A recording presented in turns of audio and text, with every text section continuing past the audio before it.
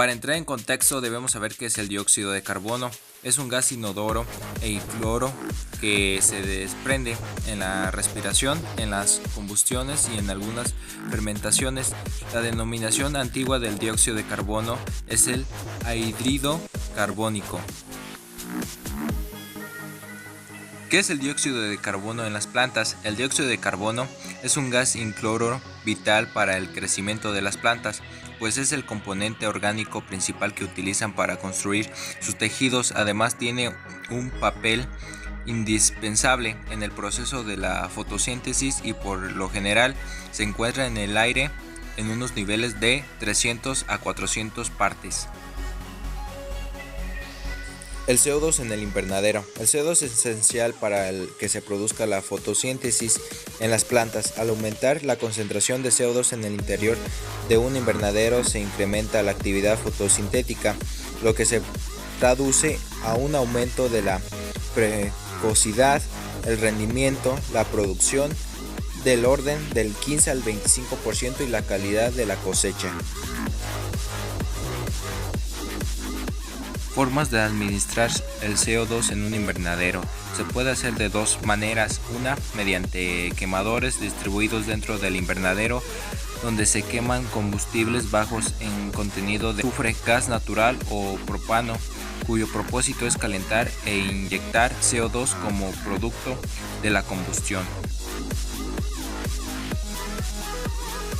¿Qué pasaría si aumentas el CO2 en invernadero? Al aumentar la concentración de CO2 en el interior de un invernadero se incrementa la actividad fotosintética, lo que se traduce en un aumento de la precocidad, el rendimiento, la producción del orden del 15 al 25% y la calidad de la cosecha.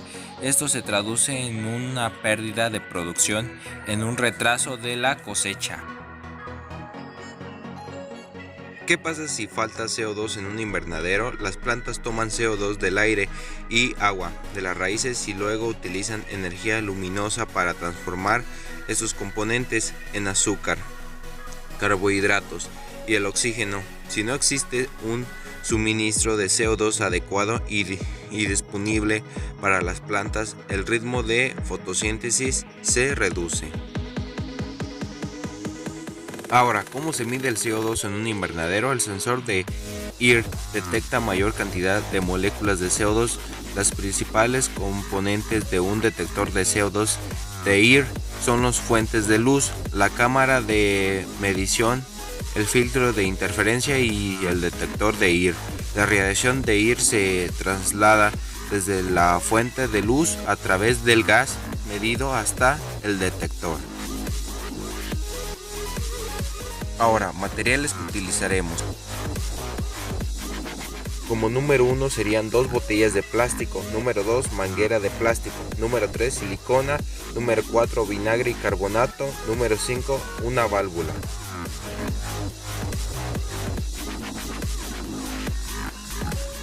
Ok, pasos a seguir para su elaboración. Ok, le haremos un orificio a la botella de plástico en la parte de arriba. Después a la válvula le pegaremos el tubo de plástico con ayuda de silicona. Ya hecho este proceso, con la otra parte de la manguera pegaremos a la parte de arriba de la botella. Anteriormente he hecho el orificio.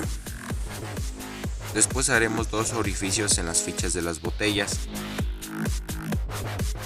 Posteriormente introducimos el bicarbonato en la botella.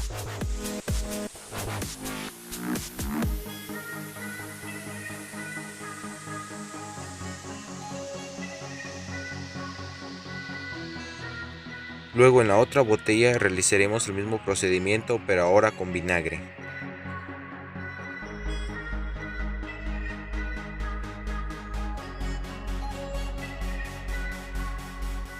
Ahora insertaremos el tubo en la parte de arriba de las fichas y lo conectaremos con las 2 botellas, ambas, como se muestra en el video.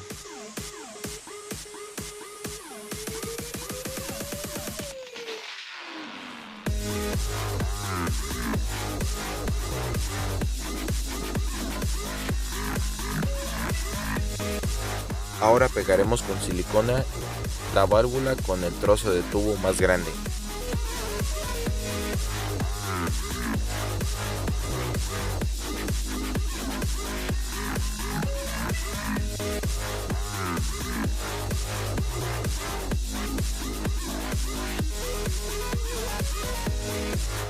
Ya hecho todos los pasos anteriores, ya estaría montado nuestro generador de CO2. Ahora prácticamente la forma en la que funciona sería de la botella que tiene vinagre, bombear el vinagre hacia el bicarbonato. Esto provocará que se haga CO2 con la ayuda de la reacción del vinagre con el bicarbonato.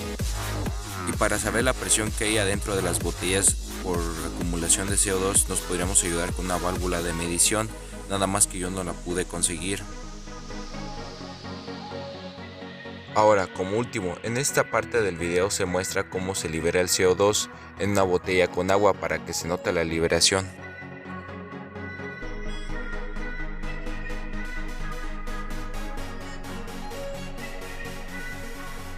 Ahora veremos cómo se libera el CO2 en el agua para que se note su liberación. Yo lo voy a liberar todo en picada, pero ustedes pueden cerrar un poco la válvula para después aumentar la presión y después liberarlo poco a poco.